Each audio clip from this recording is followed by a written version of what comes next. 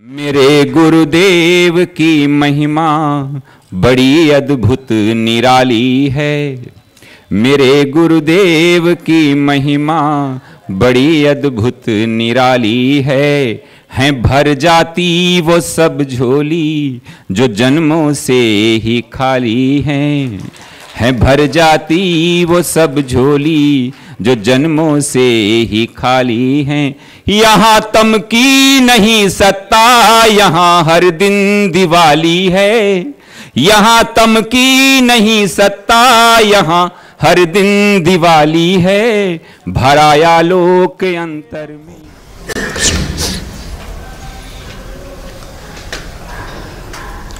ये पांच ऋषि लोग जिनके चित्त में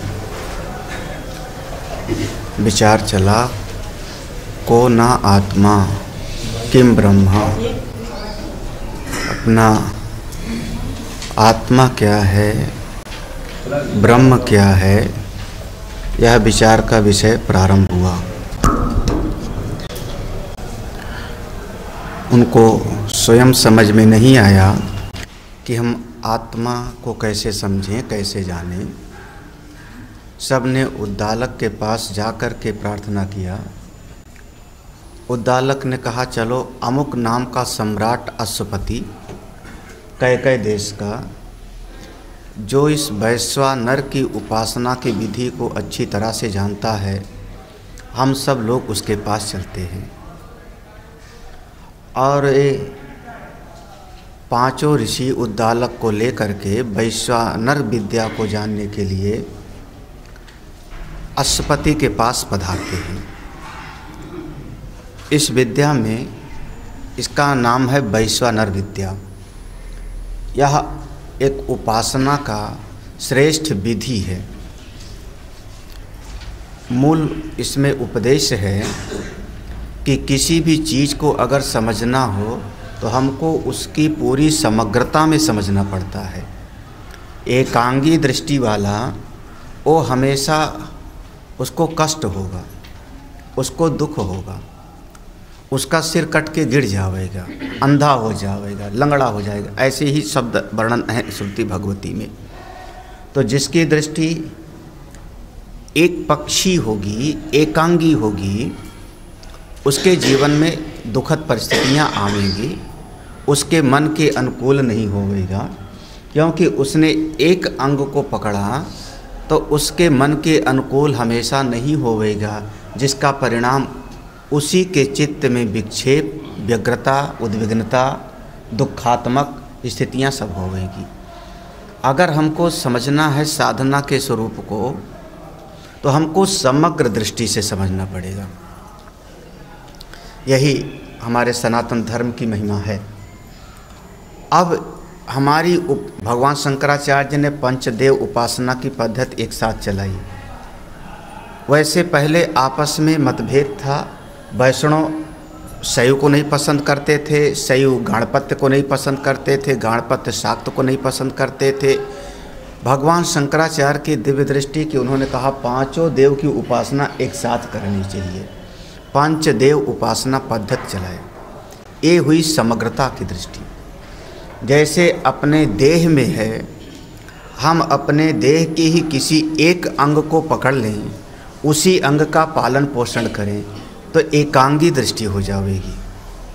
अगर हमको अपने शरीर को ठीक ठाक रखना है तो समग्रता के साथ में हमको अपनी आँख को भी ठीक रखना पड़ेगा, हमको अपने पाँव को भी ठीक रखना पड़ेगा। उसी प्रकार से यह अनंत कोटि ब्रह्मांड जितना कुछ भी दिखाई पड़ता है, ये सब अपने उसी परब्रह्म परमात्मा का विराट स्वरूप का अंग प्रत्यंग है। वैश्वानर का ये अंग प्रत्यंग है। और अगर हमको पूरे समग्र दृष्टि से समझना होगा तो हमको पूरे इस जगत को जितना कुछ भी है सबको समझना होगा। सरल भाषा में श्रीमद् भगवद गीता में और अन्यत्र भी ऐसा कहा गया कि अष्ट मूर्ति को धारण करने वाले भगवान है विराट स्वरूप। 8 मूर्तियां हैं। और गीता जी का 7वां अध्याय, गीता जी का अहंकार इति यम में भिन्ना प्रकृतिरष्टधा। वहाँ पर 8 मूर्तियों को कहा गया। उसमें महाभूतान्यहंकारो बुद्धिरव्यक्तमेव च। महाभूतानि अहंकारो बुद्धिरव्य 5 महाभूत, पृथ्वी, जल, तेज, वायु, आकाश, मन, बुद्धि, 7 मन, बुद्धि, व्यष्टि, मन, व्यष्टि अंतःकरण, समष्टि अंतःकरण, मन, बुद्धि और जीव भाव को, इन 8 चीज़ों को धारण करने वाले परमात्मा। तो ये हुआ परमात्मा का वैश्वानर स्वरूप, अष्टमूर्ति को धारण करने वाले। लेकिन एक एक चीज़ को पकड़ के रखने वाले की दृष्टि, उसकी दृष्टि एकांगी है, वो उसकी उपासना सही नहीं होगी। इस बात को ही समझाया जा रहा है। तो सबसे पहले कहा कि तुम बताओ किसकी उपासना करते हो। हाँ, उपमन्यु के पुत्र, तुम किसकी उपासना करते हो? उन्होंने कहा आकाश की, क्योंकि सारा जगत आकाश के अंतर्गत ही है। अब इसके अपने लॉजिक हैं, तर्क हैं। सारी सृष्टि की उत्पत्ति आकाश के अंदर होती है, आकाश में ही स्थित है, आकाश में ही प्रलय होगा, इसलिए मैं आकाश की उपासना करता हूँ। आचार्य ने कहा आकाश की उपासना करते हो, ये वैश्वानर का द्युलोक है, सिर है, वैश्वानर का सिर है आकाश। जो द्युलोक है वैश्वानर का सिर का भाग है। और चूँकि तुम सिर की उपासना करते हो, इसीलिए तुम्हारे कुल में ब्रह्म तेज वाले हैं, तुम्हारे पास धन संपत्ति है, हर चीज़ ठीक है। लेकिन तुम एक अंग की उपासना कर रहे हो वैश्वानर की, इसलिए अच्छा किया मेरे पास आए, क्योंकि मैं तुमको पूर्णता का ज्ञान दूंगा। नहीं आते तो तुम्हारा सिर कट के गिर जाता। माने जीवन में आपको दुख की प्राप्ति होती, कष्टमय परिस्थितियाँ प्राप्त होती। दूसरे से पूछा तुम बताओ किसकी उपासना करते हो? उन्होंने कहा सत्ययज्ञ, पौलुस के पुत्र, उन्होंने कहा मैं तो आदित्य की उपासना करता हूँ, सूर्य की। आचार्य ने कहा आदित्य सूर्य भगवान के वैश्वानर के नेत्र हैं, और केवल नेत्र की उपासना करने वाला अच्छा तो है, बुरा नहीं है, लेकिन एक दृष्टि से उपासना कर रहा है। इसलिए तुम केवल वैश्वानर के विराट पुरुष के नेत्र की उपासना कर रहे हो। अच्छा किया मेरे पास आए, नहीं तो तुम अंधे हो जाते। नहीं तो तुम अब टकटकी लगा के सूर्य की तरफ देखो 10-15 दिन, हाँ, जून की गर्मी में आप अनुभव हो जाएगा कि अंधा होंगे कि नहीं होंगे, पता लग जाएगा। और चूँकि तुम एक दृष्टि की उपासना करते हो, इसलिए तुम्हारे पास सब कुछ है। अब पूछा सर्कराक्ष से तुम बताओ तुम किसकी उपासना करते हो? तो कहते हैं हाँ, कौन सा 14वां खंड, हाँ, इंद्रधुम्न से हाँ। अथ होवाच इंद्रधुम्नं भल्लव इयं वैयाग्रपद्य कं त्वम् आत्मानमुपासे इति वायुमेव भगवो राजन् इति होवाच एष वै पृथक् वर्तमात्मा वैश्वानरोऽयं त्वम् आत्मानम् उपासे तस्मात् त्वं पृथक् बलय आयन्ति पृथक् रथ श्रेणयो अनुयन्ति अत्यन्नं पश्यसि प्रियम् अत्यन्नं पश्यति प्रियं भवति अस्य ब्रह्मवर्चसं कुलेया एतमेव आत्मानं वैश्वानरम् उपासते प्राणस्तु एष आत्मन इति होवाच प्राणस्ता उदकमिष्यं यन्मां न अगमिष्ये इति। इसमें पूछा इंद्रधुम्न से, हे इंद्रधुम्न तुम बताओ किसकी उपासना करती हो? तो यहाँ इनका एक पद नाम वैयाघ्रपाद, हाँ, कम तुम आत्मान उपास्य, तुम किस आत्मा की उपासना करते हो? इन्होंने कहा वायुम एव भगवो राजन इति माने हम, हे राजन, हे भगवान, हे पूजनीय सम्राट, मैं तो वायु देवता की उपासना करता हूँ। राजा ने कहा एस वै पृथक वर्तमात्मा वैश्वानरो, ये वैश्वानर के प्राण है। पृथक वर्तमात्मा माने पृथक वर्तम आत्मा प्राण, ये वैश्वानर के श्वास प्रश्वास हैं, वो विराट पुरुष के श्वास प्रश्वास है। पृथक वर्तमान, पृथक माने अलग अलग, कुछ आती है और फिर कुछ जाती। हाँ, प्राण वायु हैं, उसी के श्वास हैं। ये जो हवा चलती है उसी की श्वास है।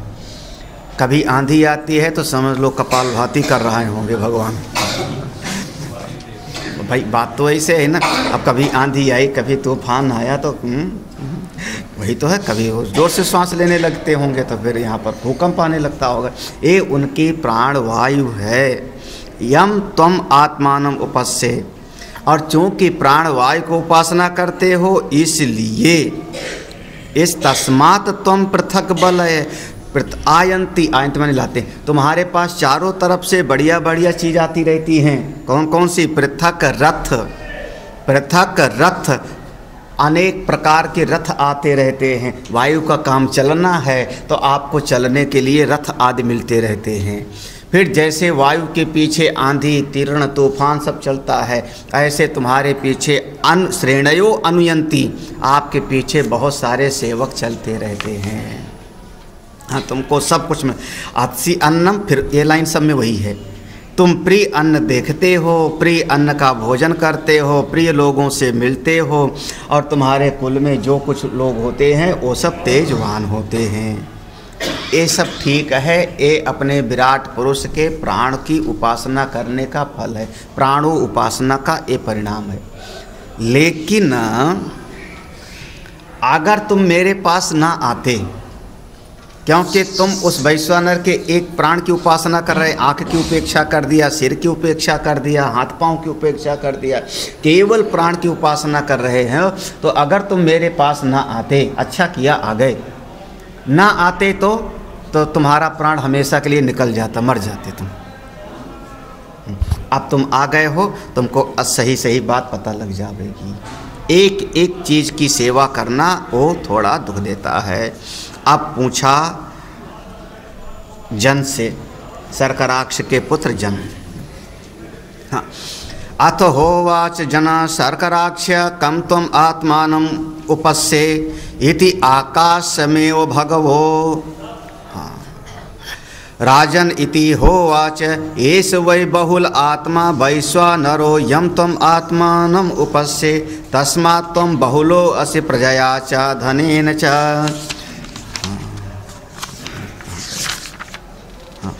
अत्यन्नं पश्यसि प्रियम अत्यन्नं पश्यत प्रियम भवति अस्य ब्रह्मवर्चसं कुले या एतमेव आत्मानं वैश्वानरम उपासते संदेहस्तु एष आत्मन इति होवाच। संदेहस्ते व्यसीरयत् नामम ना क्या है, व्यसीरयत् यन्माम न आगमिष्ये इति। अब इससे पूछा कि बताओ जन तुम किसकी उपासना करते हो? तो उन्होंने कहा मैं आकाश की उपासना करता हूँ। अब जो पहले कहा था, दो शब्द फर्क कर लो तो समझ में आ जाएगा। पहले जो कहा था कि मैं उपासना करता हूँ, वहाँ आकाश की बजाय द्युलोक शब्द आया हुआ है। तो एक हुआ ये जो हमको दिखाई पड़ता है खाली जगह, यहाँ से इतनी दूर तक नीले लाइन के नीचे, इसको हम कह देते हैं। अब कहीं कहीं पर एक ऐतरेय उपनिषद में थोड़ा सा जो है दूसरे तरीके से समझाए, लेकिन इसको अगर आप आकाश कह लो तो ऊपर वाले को अंतरिक्षम मान लेंगे, द्युलोक, जिसका कोई और छोर नहीं है। जो नीली परत दिखाई पड़ रही उसके ऊपर द्युलोक हो गया, और उसके नीचे जितना हमको दिखाई पड़ रहा है ये सब हो गया आकाश। तो पहले जो राजा से पूछा था राजा ने, उस समय उन्होंने कहा था द्युलोक की उपासना करते हैं, और अब कह रहे हैं ये नीचे जो हमको आँखों से खुली जगह दिखाई पड़ रही 4 मील तक, इस आकाश की उपासना करते हैं। राजा अश्वपति ने कहा ये वैश्वानर का धड़ है, बहुल, बहुल माने धड़। ये वैश्वानर का ये धड़ है, मध्य भाग है शरीर का, जिसकी तुम उपासना करते हो। और चूंकि इस धड़ की उपासना करते हो, इसीलिए तुम्हारे पास प्रजया चा धनेन चा, तुम्हारे पास खूब बड़ा परिवार है। और बड़ा परिवार है तो बड़े परिवार को पालन करने के लिए, पालने पोसने के लिए रुपया भी चाहिए, तो धनेन चा। अगर धन नहीं होगा तो बड़े परिवार को आप पाल पोस नहीं पाओ। तो तुम्हारे पास दोनों चीज़ की आवश्यकता है और वो पूर्ति मात्रा में है। जो धड़ की उपासना करता है, वैश्वानर के आकाश की उपासना करता है, वो अत्यन्नम पश्यसि, वो बढ़िया बढ़िया अन्न देखता है। प्रियम अत्यन्नम पश्यति, बढ़िया बढ़िया खाता है। प्रियम भवति, सबको प्रिय होता है। उसके कुल में सबके सब ब्रह्मज्ञानी होते हैं। ये लाइन सब में समान हो रही हो ना, क्योंकि ये वैश्वानर का संदेह मध्य भाग है, बीच का धड़ है, इसलिए। लेकिन अगर तुम मेरे पास ना आते, अगर तुम मेरे पास ना आते तो तुम्हारा धड़ नष्ट हो जाता, पेट फट जाता। हाँ, तुम्हारा धड़ नष्ट हो जाता। धड़ माने ये कमर से लेकर के गर्दन के नीचे तक का हिस्सा, गर्दन के नीचे कमर के ऊपर, इसको धड़ कहते। ये तुम्हारा नष्ट हो जाता। क्यों? क्योंकि तुम एक की उपासना कर रहे थे। अगर मान लो ये धड़ की आप खूब सेवा करो और इसकी ध्यान न रखो, दिमाग का ध्यान रखो। पुलिस वाले कहेंगे हेलमेट लगा के चलाओ, नहीं हेलमेट लगाओगे तो धड़ तुम्हारा नष्ट हो जाएगा। क्यों? हाँ, क्योंकि अगर ये खराब हो गया तो ये भी चला जाएगा। सब का सब समग्रता की दृष्टि से देखो। हाँ, फिर देखो, अत होवाच बुड़िलम अश्वतारा स्वयं वैयाग्र पद्य कम तम आत्मान उपस्ये इत्यपेयो भगवो राजन इति होवाच वै रई आत्मा वैश्वानरो यम तम आत्मान उपस्ये तस्मात् तम रई मान पुष्टिमानसी अत्यन्नम पश्यसि प्रियम अत्यन्नम पश्यति प्रियम भवति अस्य ब्रह्मवर्चसं कुले या एतमेव आत्मानं वैश्वानरम उपासते बस्ति तु एष आत्मना इति होवाच बस्तिस्ते व्यभेत्स्य यत् माम ना अगमस्ये इति। अब बुड़िल से कहा, राजा ने बुड़िल से पूछा, हे तुम बताओ ऋषि, तुम बताओ किसकी उपासना करते हो? उन्होंने कहा आप एव भगवो, मैं जल की उपासना करता हूँ। अब क्रमशः देखो, एक चल द्युलोक, द्युलोक के बाद में आदित्य, आदित्य के बाद में द्युलोक, आदित्य, वायु, आकाश और अब आए जल पर। मैं जल की उपासना करता हूँ। राजा ने कहा, अच्छा है, जिसकी तुम जल की उपासना करते हो इसका नाम है रई। एक उपनिषद है जिसमें रई और प्राण के विषय में बहुत विचार किया गया है। रई और प्राण, ये जिसकी तुम उपासना करते हो, ये रई संज्ञक, हाँ, इसको रई कहा जाता है। हाँ, रई माने अब इसकी उपासना करने के कारण तुम बलवान हो। हाँ, पुष्टिमानसी, रईमान पुष्टिमानस्य, तुम धनवान भी हो। और अब रई शब्द के कई अर्थ हैं। रई शब्द के एक अर्थ होता है चंद्रमा की किरणें, उसको भी हम रई कहते हैं। रई का एक अर्थ है प्रकृति, रई का एक अर्थ है माया, रई का एक अर्थ है धन, ये भी यहाँ पर धन के से भी लिया गया है। और रई का एक अर्थ भी है हमारी इसी शरीर में एक ऐसा स्थान होगा जहाँ पर हमारे शरीर का जितना कुछ खराब अंश है आकर के एकत्रित होता है। हाँ, जिसको हम कह सकते हैं कि पेशाब जहाँ पर इकट्ठा होता होगा और उसके बाद पेशाब के साथ में बाहर निकल जाता है। तो ऐसे ही समझो कि ये जो जल है जिसकी तुम उपासना करते हो, ये तो वैश्वानर का वो स्थान है, रई स्थान है। अगर तुम इसी की उपासना करते तो तुम्हारा जो बस्ती प्रदेश है, तुम्हारा जो शरीर के भीतर वो स्थान है, वो फट जाता। किसी किसी की प्रोस्टेट ग्लैंड बढ़ जाती है, फिर उसकी हालत महाराज तुरंत हॉस्पिटल में ले जाना पड़ता है, पेशाब नहीं निकलती, अस्पताल में ले जाना। और अगर ज़रा सा देर हो जावे अस्पताल में और अंदर फट जावे तो फिर उसके बाद में फिर जल्दी ज़्यादा नहीं जिएगा, इन्फेक्शन हो जाएगा, मर जाएगा। ऐसे तुम्हारी हालत होती, लेकिन तुमने अच्छा किया जो मेरे पास आ गए। पांचों हो गए, पांचों ऋषि हो गए। पहले ऋषि से पूछा था, याद करो, पहले ऋषि से पूछा था द्युलोक, उन्होंने कहा द्युलोक की उपासना करता हूँ। दूसरे ने कहा आदित्य की उपासना करता हूँ। तीसरे ने कहा वायु की उपासना करता हूँ। चौथे ने कहा जल की उपासना करता हूँ, आकाश की। पांचवें ने कहा जल की उपासना करता हूँ। पांच हो गए। अब बचे कौन? जो सबको लेके आए थे उद्दालक। हाँ, जो लेके आए थे उनसे भी पूछ लिया जाए। अत हो आच उद्दालकम आरुणिम गौतम कम तम आत्मानम उपस्ये इति पृथिवीम एव भगवो राजन इति होवाच एष वै प्रतिष्ठा आत्मा वैश्वानरोऽयं त्वम् आत्मानम् उपस्ये तस्मात् त्वं प्रतिष्ठितो असि प्रजया च पशुभिश्च अत्यन्नं पश्यसि प्रियम् अत्यन्नं पश्यति प्रियं भवति अस्य ब्रह्मवर्चसं कुले य एतमेवम् आत्मानं वैश्वानरम् उपासते पादौ तु एतौ आत्मान इति होवाच पादौ ते व्यम्लास्य एताम यन्माम न आगमिष्ये इति। उद्दालक से पूछा तुम किसकी उपासना करते हो? उद्दालक ने कहा पृथ्वी की उपासना करता हूँ। वैश्वानर का ये पृथ्वी चरण है। हे उद्दालक, उस विराट पुरुष के चरण का नाम ही पृथ्वी है। एक अंग की तुम उपासना करते हो, और चूंकि ये प्रतिष्ठा है, चरण पर ही सारा शरीर प्रतिष्ठित है, चरण के ऊपर ही सारा शरीर टिका है, इसीलिए समाज में तुम्हारी खूब प्रतिष्ठा है। प्रतिष्ठा कब होती है लोगों के पास? जब खूब ज़्यादा गायें होवे, गोधन होवे, या बड़ा परिवार होवे। प्राचीन काल में गाय ही हमारी असली धन मानी जाती थी। उस समय रुपया पैसा पर नहीं ध्यान दिया जाता था।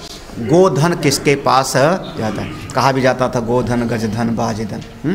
तो जिसके पास, तो इसीलिए तुम्हारी प्रतिष्ठा है, क्योंकि तुम्हारा बड़ा परिवार है। प्रजया च पशुभिश्च, तुम बढ़िया बढ़िया खाते हो।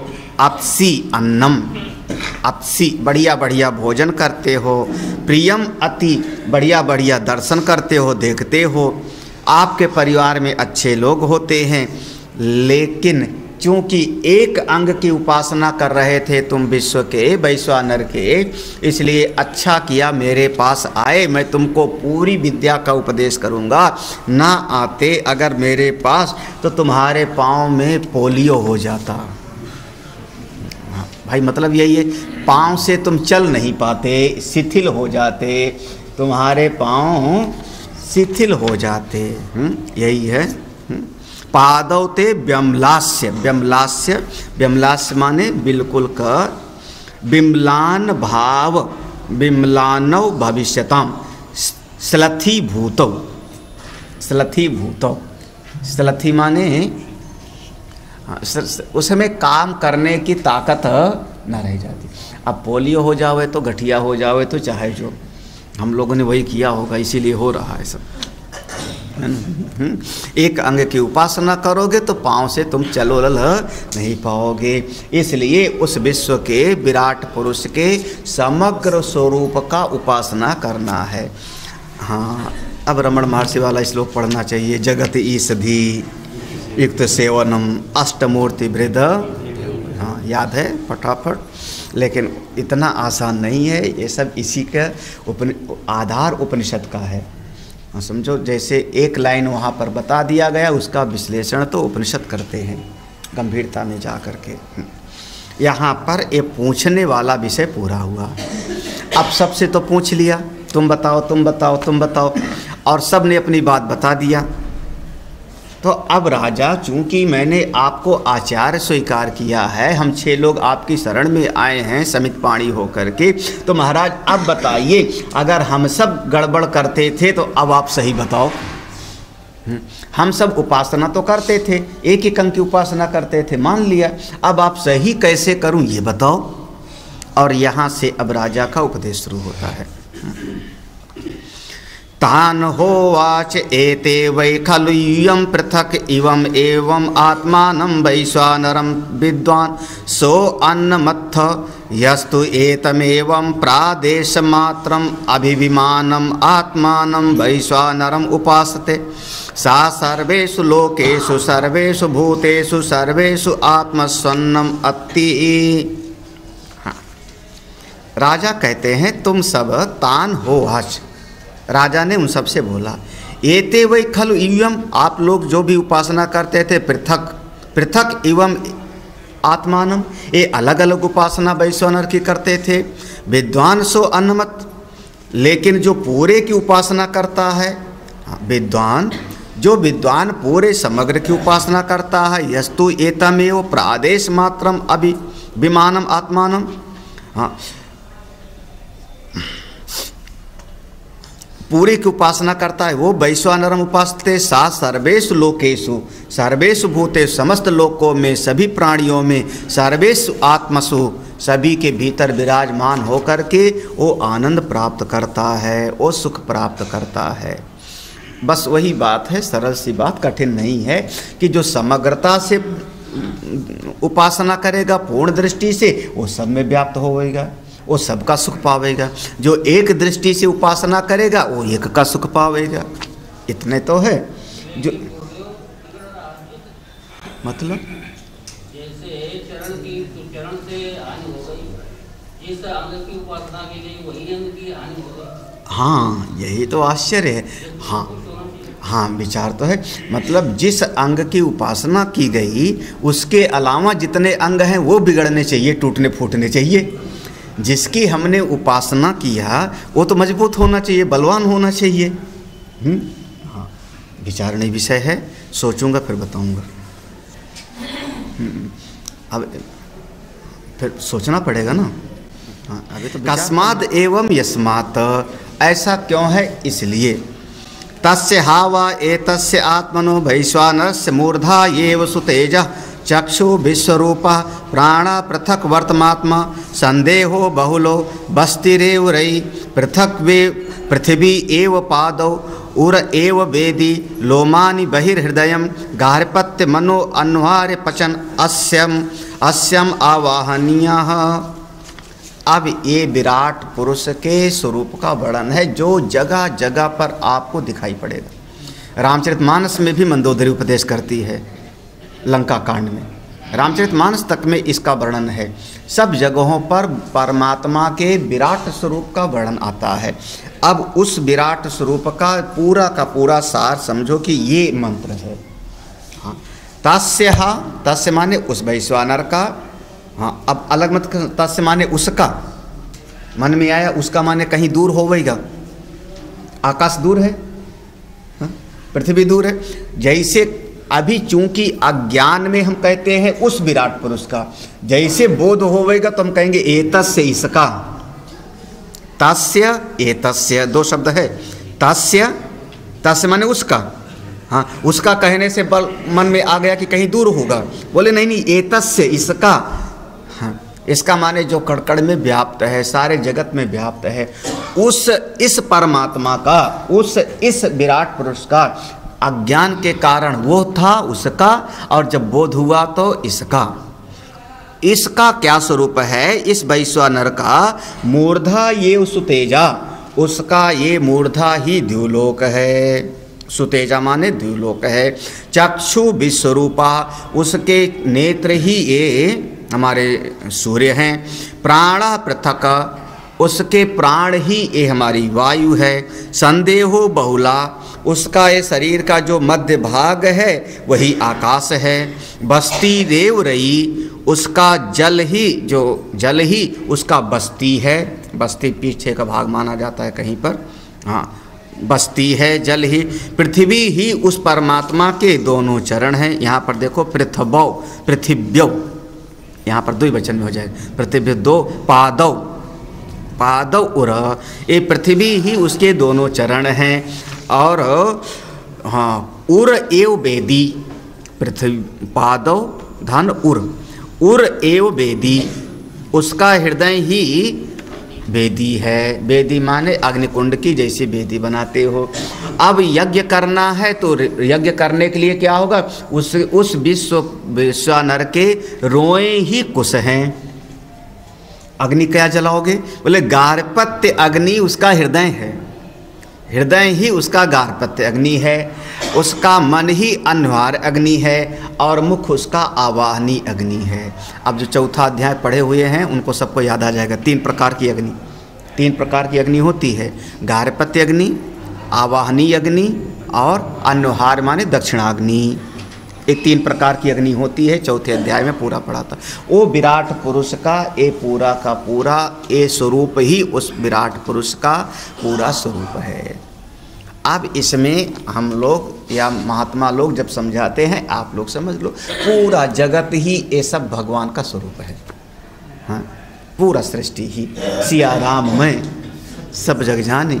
वैसे याद होता है अयोध्या के महात्माओं को ये चौपाई, सिया राम मैं सब जग जान करो प्रणाम जोर चुपानी। लेकिन राम में कैसा है ये समझ में ही नहीं।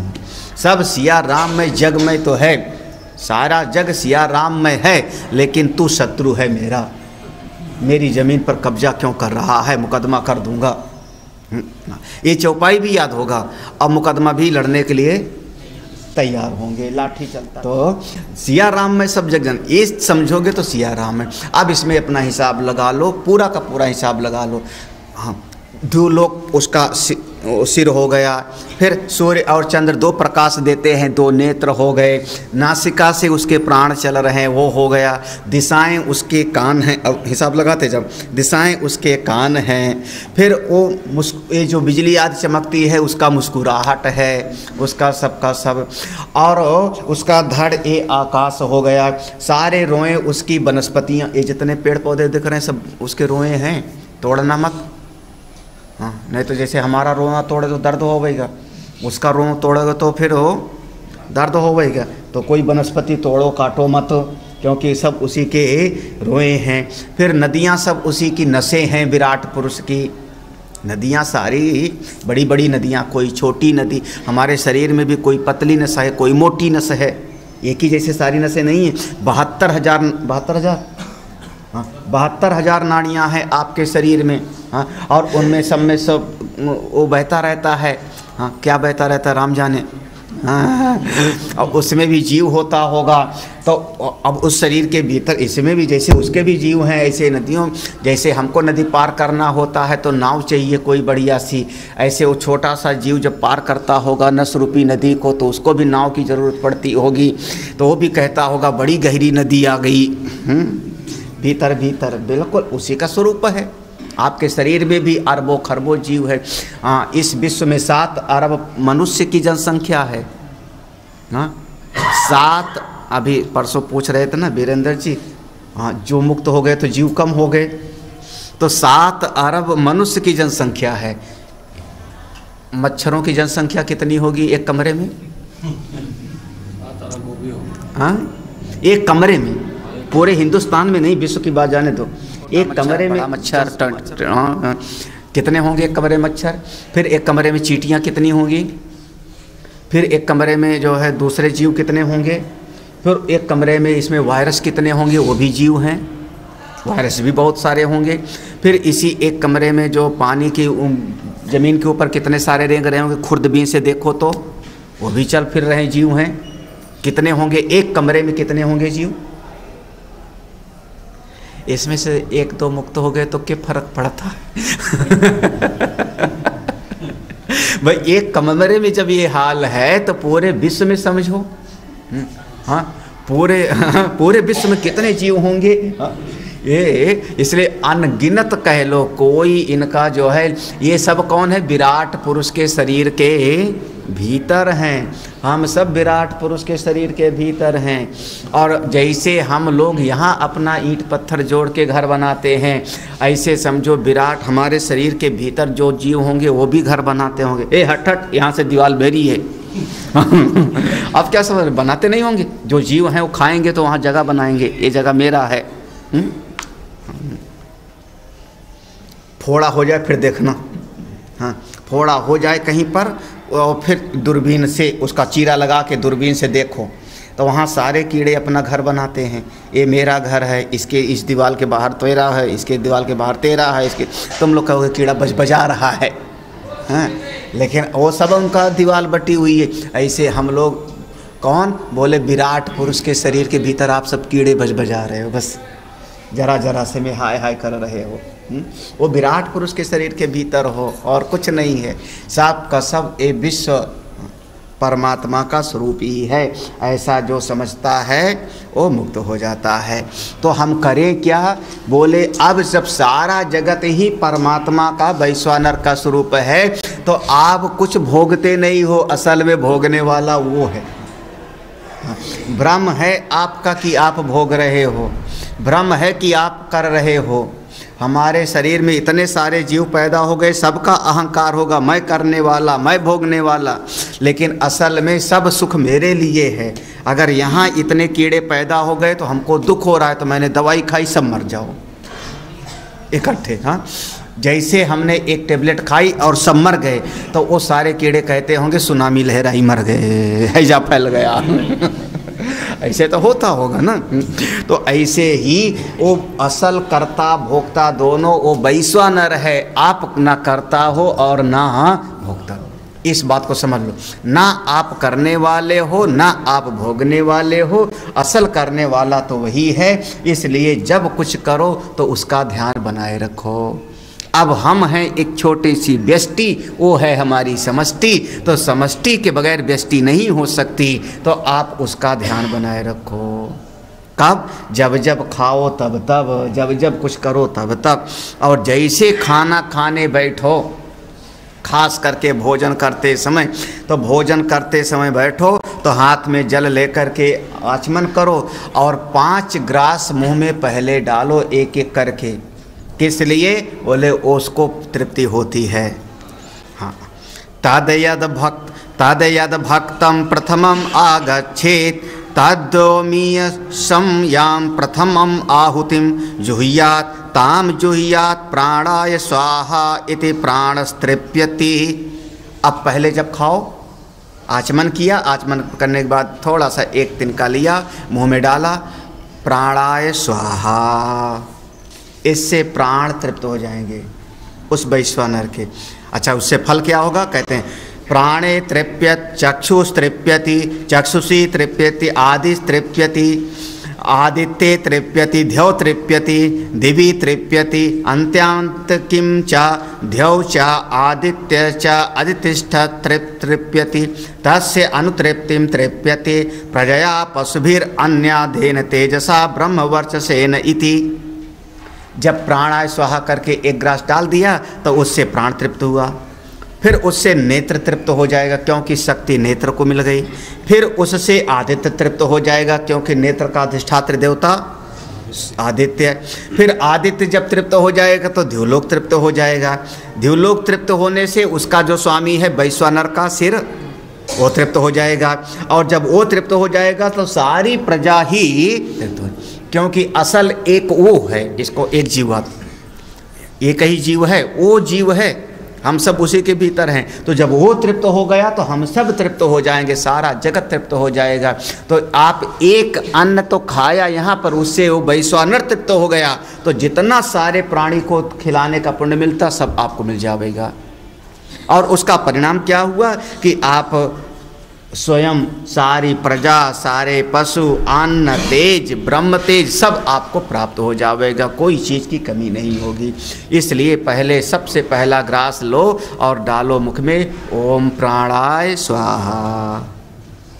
कठिन तो है ही नहीं, प्राणाय स्वाहा, यही कन्हई ने किया। अब इस बात को समझना, मिट्टी खाई, मिट्टी खाई, हल्ला हुआ कथा में सुन लो सबका सब।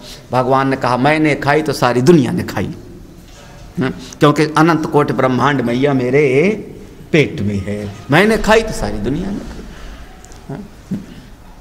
फिर दूसरे ग्रास लो, अथयाम द्वितीयाम जुह्यात व्यानाय स्वाहा इति व्यानस्तृप्यति, व्याने तृप्यति श्रोत्रम तृप्यति, श्रोत्रे तृप्यति चंद्रमास तृप्यति, चंद्रमसि तृप्यति दिशस तृप्यन्ति, दिक्षु तृप्यन्तीषु यत् किं च दिशस चंद्रमा च अधितिष्ठन्ति तत्तृप्यति तस्यानुतृप्तिं तृप्यति प्रजया पशुभिर अन्यादेन तेजसा ब्रह्मवर्चसेन इति। अब दूसरा ग्रास लो तो व्यानाय स्वाहा, है ना, प्राणाय स्वाहा, फिर उसके बाद में व्यानाय स्वाहा। हम लोग प्राय इसके दूसरे में अपानाय कहते हैं ना, यहाँ व्यानाय स्वाहा आ गया। व्यानाय स्वाहा कह करके आहुति दो। अच्छा, व्याने तृप्यति, जब व्यान तृप्त होगा तो श्रोत्रम तृप्यति, क्योंकि वायु का स्वरूप है। फिर उस श्रोत्र तृप्त होगा तो चंद्रमा तृप्त होगा, उससे फिर दिशाएं तृप्त हो जाएंगी। जब दिशाएं तृप्त हो जाएंगी तो जो उसका अधिष्ठात्र देवता है, कौन, वो वैश्वानर का, वो पूरा का पूरा कान का विभाग, वो पूरा का पूरा तृप्त हो जाएगा, सारी प्रजा तृप्त हो जाएगी, तो उसको धन धान्य पशु सब कुछ प्राप्त हो जाएगा। आसान है, कठिन नहीं है, करना इतना ही है बस। एक ग्रास लो, प्राणाय स्वाहा व्यानाय स्वाहा। अगला अपानाय स्वाहा देखो।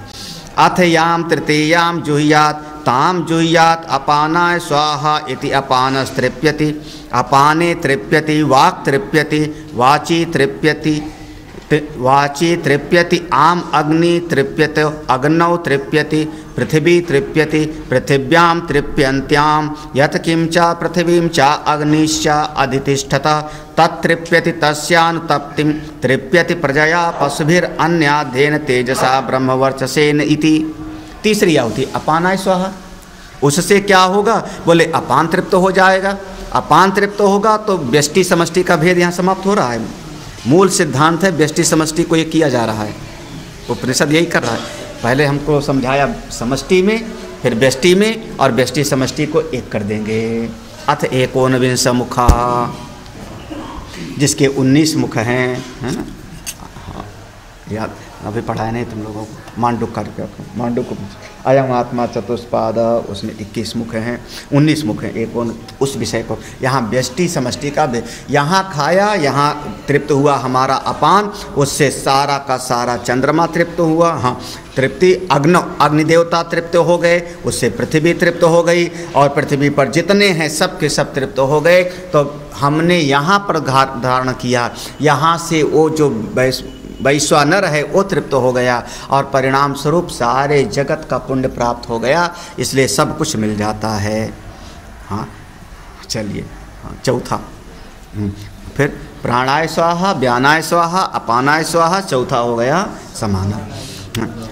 अथ याम चतुर्थीम जुह्यात ताम जुह्यात समानाय स्वाहा इति समानस्तृप्यति, समाने तृप्यति, मनस्तृप्यति, मनस्तृप्यति, पर्जन्यस्तृप्यति, पर्जन्ये तृप्यति, विद्युस्तृप्यति, विद्युत तृप्यत्यां यत् किं च विद्युश्च पर्जन्यश्च अधितिष्ठतः तत्तृप्यति तस्यानुतृप्तिं तृप्यति प्रजया पशुभिरन्याद्येन तेजसा ब्रह्मवर्चसेन इति। कितनी बार तृप्त आ रहा है? आप लोग तर्पण कराते होंगे, ऐसे बोलते होंगे, माता महा तृप्ताम, पिता महा तृप्ताम, देवता तृप्ताम, पितरत, हाँ ऐसे कुछ करते होंगे, घुमाते जाओ हाथ, हाँ हाँ हाँ ऐसे करते होंगे तर्पण। हाँ, सब तृप्त हो जाओ, सब ऐसे तृप्त ही तृप्त हो रहा है। चौथी आहुति में आपने कहा समानाय स्वाहा इति, इससे समान तृप्त होगा, उससे उसका परिणाम मन तृप्त हो जाएगा। वो व्यष्टि समष्टि का भेद समाप्त हुआ, व्यष्टि मन समष्टि मन एक हो गया, तो पर्जन्य तृप्त हो गया, पर्जन्य की तृप्ति से वृष्टि हो जाएगी, विद्युत तृप्त हो गया। जब वृष्टि हो जाएगी, जगत में वनस्पतियाँ पैदा होंगी, सारा जगत आपका धन धान्य से संपन्न हो जाएगा, पशु प्रसन्न हो जाएंगे, जीवन खुशमय हो जाएगा इति। ऐसे कथा बाँची जाती है। अब अंतिम आहुति। अथ याम पंचमीं जुह्यात ताम जुह्यात उदानाय स्वाहा इति उदानस्तृप्यति, उदाने तृप्यति, वक्त्रि तृप्यति, त्वचि तृप्यन्त्याम, वायुस्तृप्यति, वायो तृप्ति, आकाशस्तृप्यति, आकाशे तृप्यति, यत् किंच वायुश्च आकाशश्च अधितिष्ठत् तत्तृप्यति, तस्यानुतृप्तिं तृप्यति प्रजया पशुभिरन्यादेन तेजसा ब्रह्मवर्चसेन इति।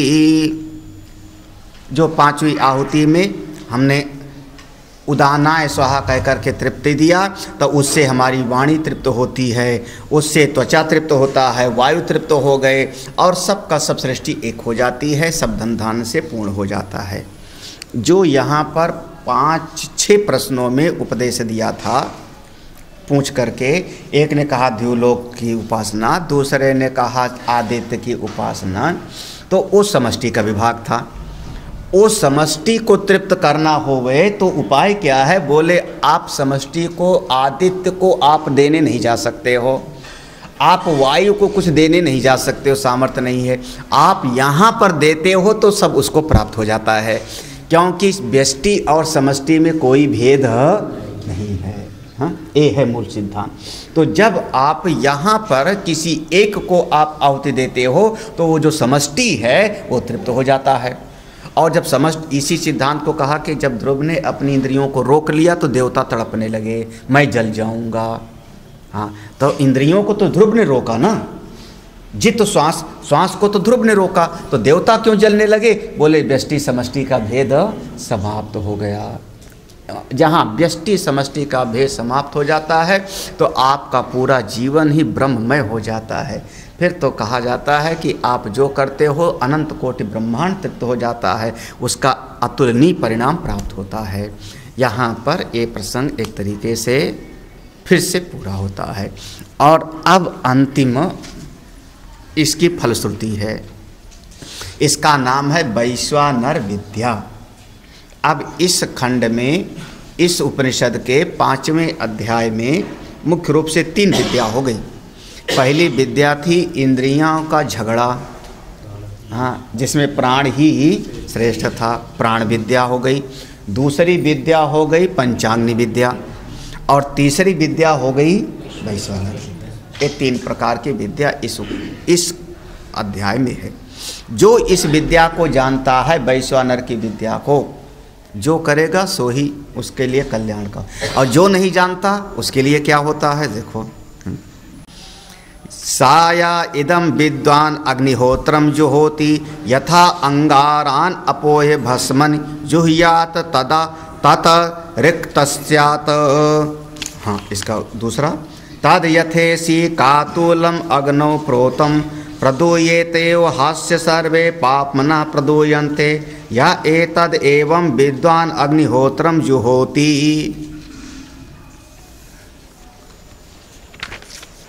अग्निकुंड में जैसे हम आहुति देते हैं तो 2 तरीके से लोग आहुति दे सकते हैं। पहले तरीके की आहुति है कि जैसे प्रायः गांव में समाज में होता है, आचार्य स्वाहा स्वाहा बोलते गए, आग चाहे बुझी होवे चाहे ना होवे, आदमी डालता चला जाता है। तो जब आग बुझी होती है, उसमें अग्नि प्रज्वलित नहीं है, भस्म है, राख जैसा है, और उसमें आप आहुति डाल दो तो उसका कोई फल प्राप्त नहीं होता।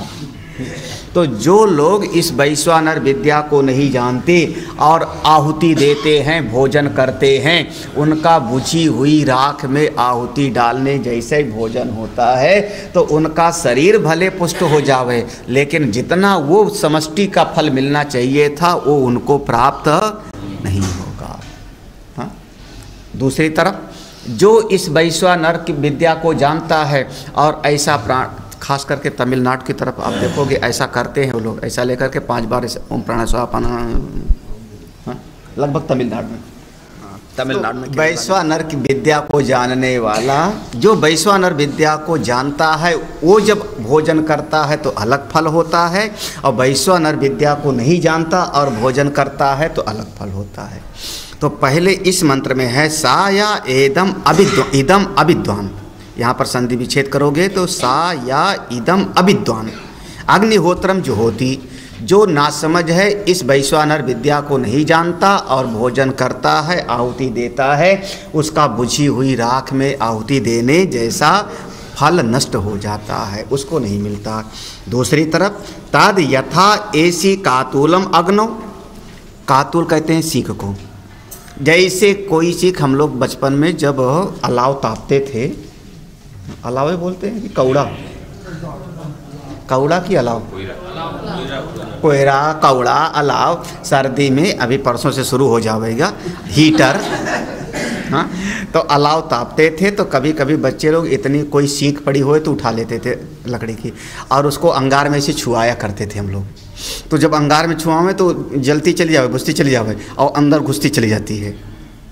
नहीं पता करके देखना, पतली सी सीख लो सूखी हुई उसी में से और ऐसे अंगार से छुआना, तो जैसे छुआओगे वो जलती चली जाएगी। शायद महात्मा लोग ऐसे करते थे वेद के, इसीलिए वो देखा होगा है ना। तो जैसे उस तीली को छुआओ तो जलती चली जाती, भस्म होते, ऐसे जो वैश्वानर विद्या को जानता है फिर भोजन करता है, प्राणाय स्वाहा व्यानाय स्वाहा कहते हुए उसके सारे पाप ऐसे भस्म होते चले जाते हैं, जैसे वो सिक भस्म हो जाती है अंगार से छूते हुए।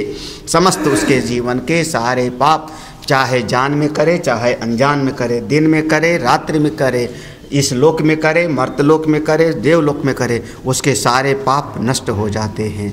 भगवान भास्कर कहते हैं हाँ, अनेक जन्मों से संचित, ये कहते हैं हाँ, निरावशिष्टा पाप मानो धर्म धर्म आख्या अनेक जन्म संचिता, अनेक जन्म कह दिया। यही चा प्राक ज्ञान उत्पत्ते ज्ञान सहभाविनश्चा प्रदूयन्ते प्रदोह्य अनवर्तमानम शरीर आंभक, ये सब का सब नष्ट हो जाता है, एक क्षण में पाप नष्ट हो जाता है अनेक अनेक जन्मों को। इसलिए वैश्वानर विद्या को जान करके उसी प्रकार से करना चाहिए। अब ये सब घर पे करना, हाँ, नहीं तो आज जो भोजन के समय लुकाना शुरू कर दो मुंह में, हाँ, मतलब ऐसा। अब वो जाम्बवान वाली कहानी सुनी है, मिथिला वाली नहीं सुनी?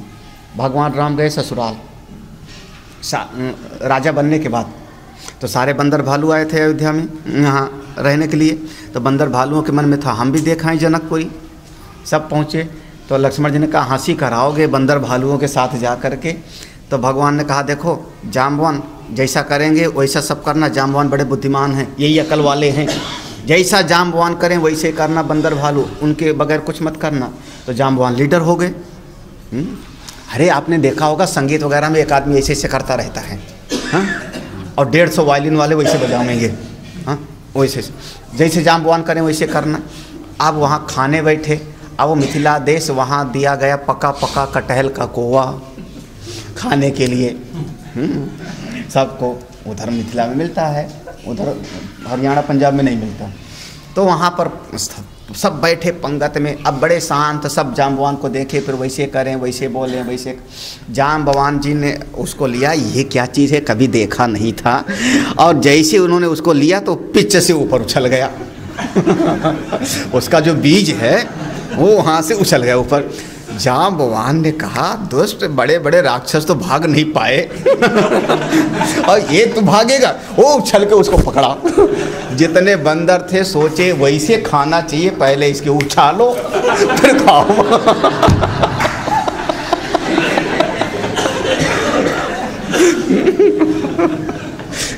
लक्ष्मण जी ने कहा तब नहीं तो अब बना तो ऐसे मत करना आप लोग। तस्माद्हुह एवं विद्यात् अपि चांडाल योच्छिष्टं प्रयच्छेत् आत्मनि ह एव अस्य तद्वैश्वानरे हुतस्य अदिति तदेश श्लोकः। यथेक्षुदिता बाला मातरं पर्युपासते एवं सर्वाणि भूतानि अग्निहोत्रम् उपासते इति अग्निहोत्रम् उपासते इति। वैश्वानर विद्या को जो जानता है, जो वैश्वानर विद्या को जानता है, अगर वो चांडाल भी होवे, हाँ, क्या कहनी बात है, चांडाल भी होए, लेकिन वैश्वानर विद्या को जानने वाला अगर इस प्रकार से करता है और उसका उच्छिष्ट भी कोई लेता है तो उसको वही पद प्राप्त होगा। वो अंतर्यामी ही संतुष्ट होगा, वैश्वानर आत्मा में ही वो संतुष्ट होगा।